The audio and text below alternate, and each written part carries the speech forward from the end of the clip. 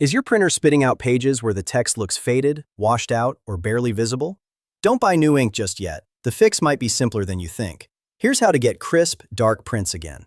Faded text is almost always caused by one of three things: low ink or toner, clogged print heads, or incorrect print settings. Fix number 1.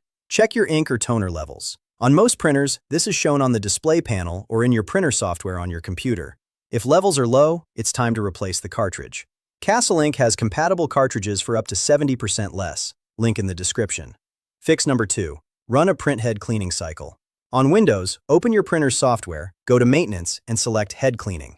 On a Mac, find your printer in System Settings and look for the Utility option. This flushes out any dried ink blocking the nozzles.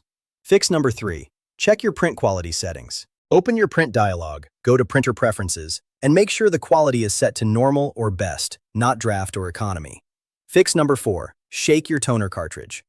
If you have a laser printer, remove the cartridge and gently shake it side to side to redistribute the toner evenly. This can buy you a few more pages.